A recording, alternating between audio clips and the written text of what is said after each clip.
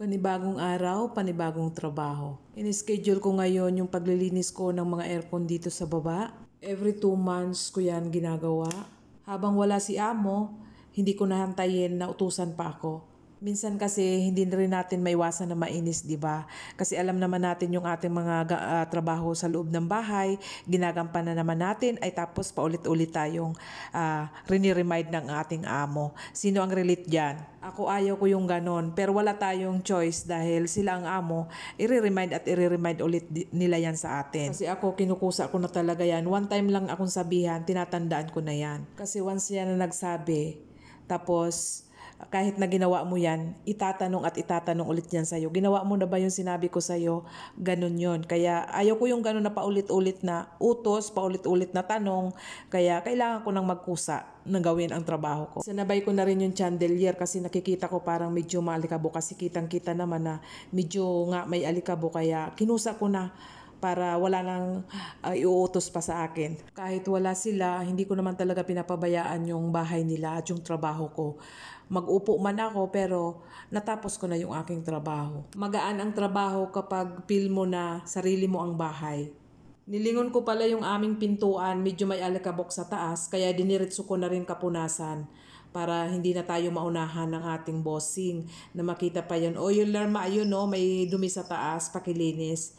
Kaya kinusa ko na din. Hindi talaga pare-parehas ang ating mga amo dahil may mga amo na hindi ka pwedeng magtrabaho hanggat hindi sila gising dahil madidisturbo sila. Kung ano yung sinabing linisin mo, yun lang ang dapat mong linisin. So, sa aking amo, ako naman ang nakakapag-decide kung alin talaga ang lilinisin ko. Feel at home ako talaga dito na yung pagtatrabaho ko, feeling ko yung sarili ko lang na bahay. Hindi naman sila mahigpit at isa pa wala naman kaming nagkakalat dito maliban sa aking alagang pusa. Kaya ang nililinis ko araw-araw, ang living room, ang master bedroom, ang kusina. Yun lang, alternate yung aking pagmamap dahil hindi naman talaga totally marumi yung bahay. Kaya nga pala guys, ang air condition dito sa amin ay nasa 13, puwera pa ng nasa labas. Lalo na kapag ganito ang summer, halos lahat yan umaandar, halos lahat yan nagagamit yung mga air condition. Kasi sobrang init talaga guys. Hindi pwedeng wala kang aircon dito. Ganyan lang yung paglinis ko ng air condition, yung filter lang, tanggalin, hugasan at punas-punasan. Hindi naman yan mahirap, ang ano lang, syempre kailangan natin mag-ingat dahil nagagamit tayo ng hagdanan, mahirap na. Sunod ko naman dito sa isang sala kapag may bisita.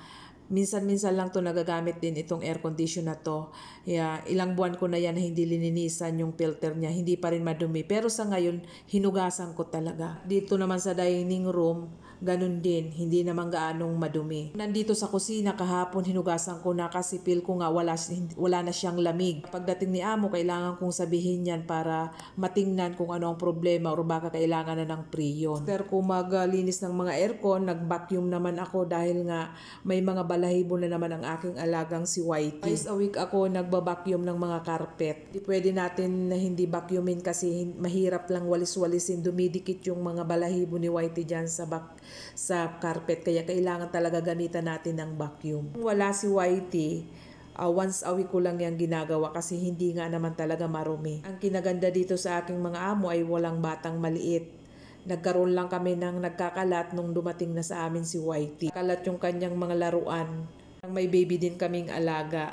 Para pag uwi ni tatay, malinis yung kanyang bahay. Lalong-lalo na yung mga carpet dahil nga nagkakalat yung mga balahibo ng aking alaga. Hindi naman maselan yung aking mga amo. Basta gawin mo lang yung trabaho mo, walang problema. Kahit makita ka pang nagsiselfone, at tapos ang trabaho mo, walang problema. Never silang nagsita sa akin about sa cellphone. Dahil nakikita naman nila oras ng trabaho ko, kahit nagsi-cellphone ako, nagagampanan ko yung gawain ko. Dito na nga pala ako sa salon. Yung mga upuan, actually, na-vacuum ko na yan dati nung mga nakaraang araw. Pero ngayon, dahil nag-vacuum ako ng mga carpet, kinuskusan ko na rin ng konti. Wala naman balahibo ngayon dyan si Whitey. Dito lang talaga sa baba yung mga carpet kasi mahilig nga siyang mag-unat-unat, humiga kung saan-saan.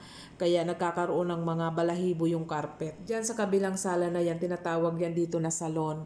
Kapag may mga bisita, halimbawa yung mga lalaki or mga babae separated, diyan nilalagay yung mga bisita. Diyan sila nagmamaritisan, char. Kahit malaking bahay na ito, hindi naman ako nahirapan magtrabaho. Katulad sa salon na ito ay hindi naman to lagi nagagamit, kaya hindi naman to marumi. Kumbaga naglilinis ako diyan once a week lang. Every Saturday ang paglinis ko, buong baba, punas-punas yung mga dyan at magmamap ako ng sahig.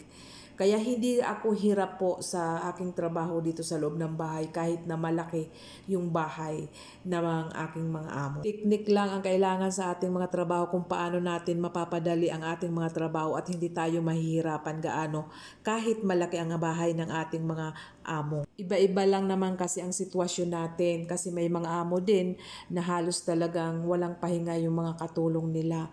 Pero sa akin talaga ay mas marami din akong pahinga kaysa sa trabaho. Kaya ang ginagawa ko kapag mag-isa ako, madalas akong nag-general cleaning. Para hindi naman boring yung buhay ko kapag mag-isa ako. Bago ako umupo at magpahayahay ng sarili, ay tinatapos ko muna yung aking trabaho. Kapag mahaba-haba yung bakasyon nila, ang ginagawa ko para talagang masulit ko yung trabaho ko naman, ang ini-schedule ko bawat parte ng bahay para hindi naman ako mahirapan kasi as in malaki talaga itong bahay na to.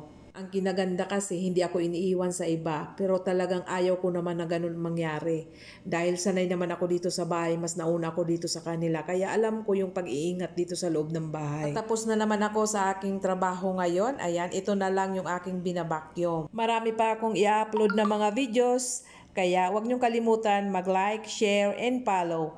Thank you for watching. See you next vlog and magandang buhay.